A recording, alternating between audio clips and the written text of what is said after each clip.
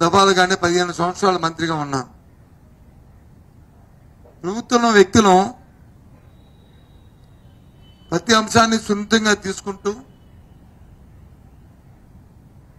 ఆలోచన చేస్తూ ప్రజలకు ఏ విధమైన ఇబ్బందులు కలగకుండా చూసుకోవాల్సిన బాధ్యత ప్రభుత్వాల్లో ఉన్న నాయకులది, అలాగే ప్రతిపక్షాలు. ఆ నేపథ్యంలో ఒక మాజీ ముఖ్యమంత్రిగా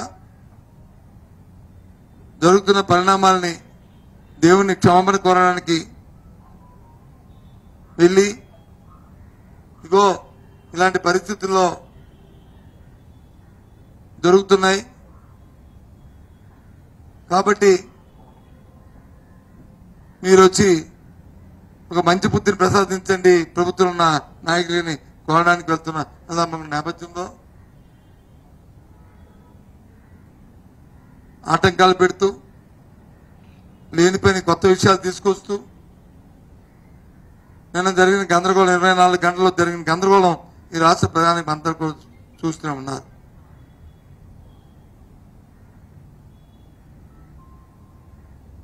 మేము చెప్పాం, చాలా సందర్భాలు చెప్పాం.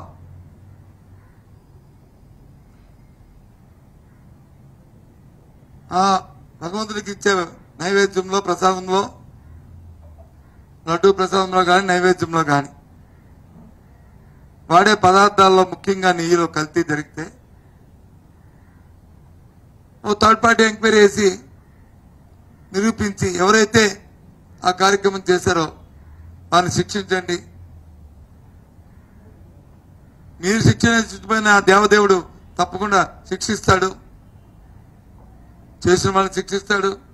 లేకపోతే ఆరోపణలు చేస్తున్న వాళ్ళని సరే శిక్షకి మరి ఆ వారిని శిక్షిస్తాడు అని చెప్పి దానికి తయారుగా ఉన్న విషయాన్ని చెప్పాం.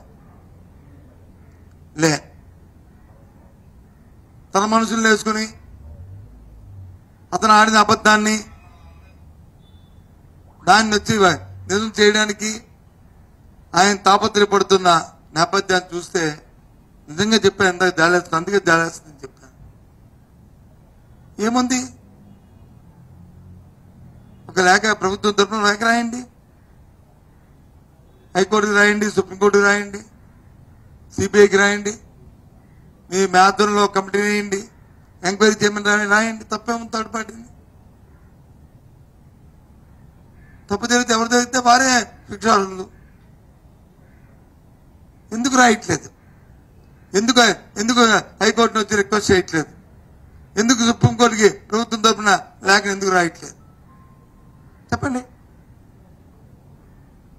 మీలో బెరికి లేకపోతే మీరు చెప్పింది తప్పని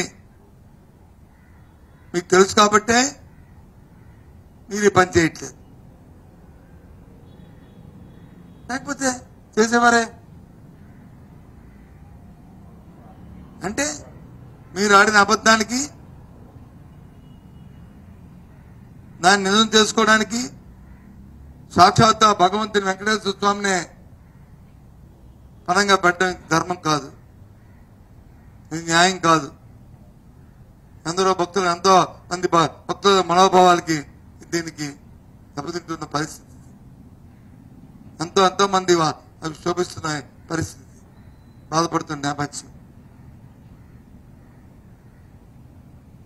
నాకు అర్థమైన విషయం, ముఖ్యంగా భారతీయ జనతా పార్టీ మతత్వం అంటారు, దేవుడు అంటారు, ఇదంటారు. నేను రోజు వచ్చి హైదరాబాద్ నుంచి, చెన్నై నుంచి, బెంగళూరు నుంచి, పై రాష్ట్రాల నుంచి కూడా వాళ్ళ కార్యకర్తలు తీసుకొచ్చి అక్కడ వచ్చి కార్యక్రమం దాన్ని ఏదో చేయాలని తపన పడుతూ చంద్రబాబు నాయుడు గారితో కుట్ర పడుతూ ఒకవేళ జగన్మోహన్ రెడ్డి గారు అక్కడ ఆయన వస్తే అడ్డంకులు సృష్టించి శాంతి భద్రతలకు ఆటంకం కలిగించి సామాన్య ప్రజానీకానికి ఇబ్బంది పెట్టాలని ఆలోచించాడు. ఎంత నికృష్టమండి.